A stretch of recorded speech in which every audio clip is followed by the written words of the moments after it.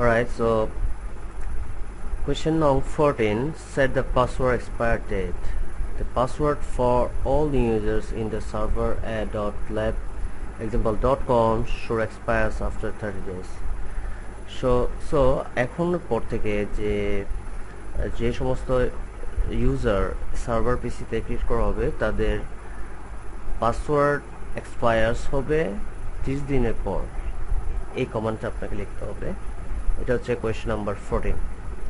So আমরা virtual মেশিনে যাচ্ছি। লেটস সে আমরা যখন পাসওয়ার্ড চেঞ্জ করব তখন এটার কমান্ড হচ্ছে chage। ওকে, সো chage যখন দিব তখন আমরা হেল্পে যাই।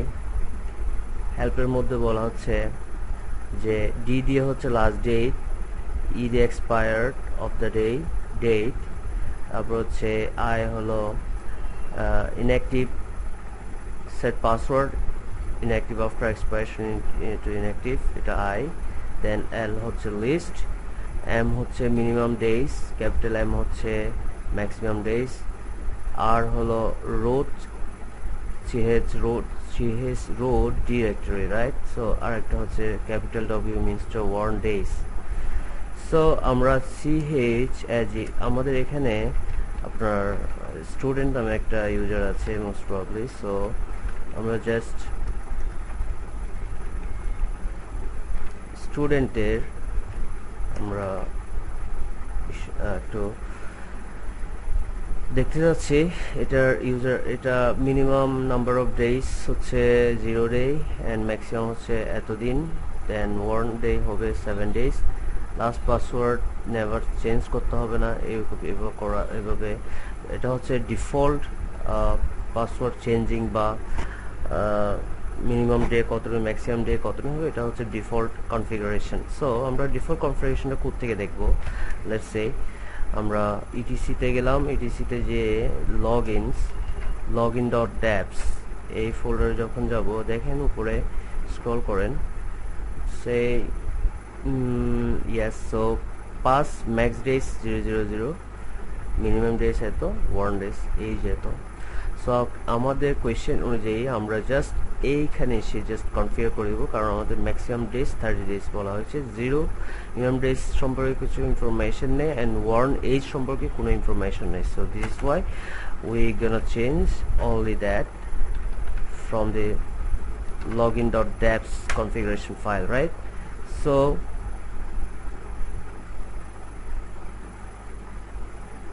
here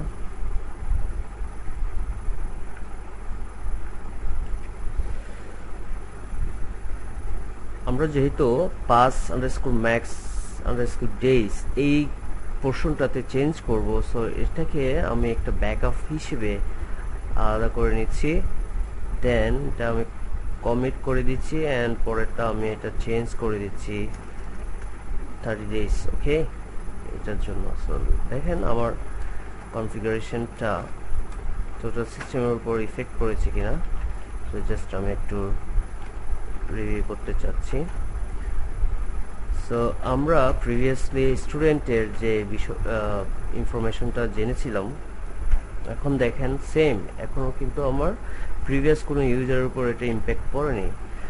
আমরা যখন এটার নিউ ইউজার ক্রিয়েট করব, লেটস সে আমার ইউজার কয়টা আছে, আমার ইউজার আছে হচ্ছে 4 জন। সো আমি আরেকজন ইউজার ক্রিয়েট করব, ক্রিয়েট করে জাস্ট আমি দেখতে চাচ্ছি এটা ওই নিউ ইউজারের উপর ইফেক্ট পড়েছে কিনা। সো এটা আমি দিচ্ছি,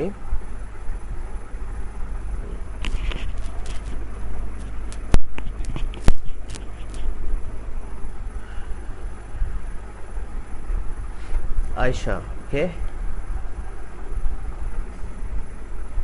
সো আমি আয়শার চেঞ্জ হয়েছে কিনা এটা জাস্ট জানতে চাচ্ছি। দেখেন আমি মিনিমাম ম্যাক্সিমাম ডেজ দিয়েছি 30 দিন, ইম্প্যাক্ট পড়েছে জাস্ট একটা পোর্শনে, আমি জাস্ট চেঞ্জ করেছি, এটা এখানে ইম্প্যাক্ট পড়েছে, বাকিগুলো বাই ডিফল্ট রয়ে গেছে। সো এভাবে করে আমি চাইলে আমার পাসওয়ার্ড কতদিন পরে এটা পাসওয়ার্ডটা চেঞ্জ হবে সেটা আমি বলে দিতে পারি, এবং পাসওয়ার্ড চেঞ্জিং এর 7 দিন থেকে সে ওয়ার্ন করবে সেটা বলে দিতে পারি, এবং মিনিমাম ডেজ 0 দিয়ে দিচ্ছি। এখানে এসে আমি অ্যাকাউন্ট এক্সপায়ার্স, এখানেও আমি এটা কনফিগার করতে পারি। সেটা কিভাবে করব? ই কে ক্যাপিটাল ই মিনস হচ্ছে expired the account. Okay, so আমি ডেট মেনশন করে দিই। সো এভাবে করে আমি ডেটটা বলে দিতে পারি।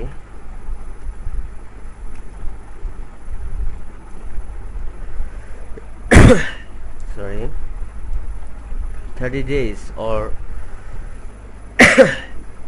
32 days এর মাথায় এটা কি হয়ে যাবে, 32 days হলে এটা পাসওয়ার্ড ইনঅ্যাক্টিভ হয়ে যাবে। ওকে, সরি, অ্যাকাউন্ট ইনঅ্যাক্টিভ হয়ে যাবে, এক্সপায়ার্ড হয়ে যাবে, রাইট?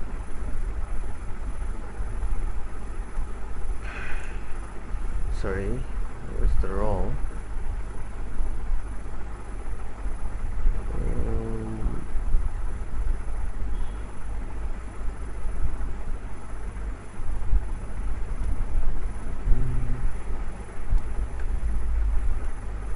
Yes, so আমি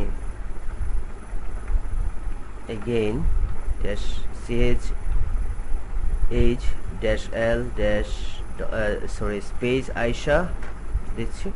দেন আজকে থেকে 32 দিন পরে জুনের 12 তারিখ। ওকে, সে ক্যালকুলেশন করে নিয়ে এক্সপায়ার অ্যাকাউন্ট এক্সপায়ার্ডের ডেটটা ঘোষণা করে দিয়েছে। সো আমার 32 দিন পরে আমার অ্যাকাউন্টটা আর ভ্যালিডিটি থাকবে না।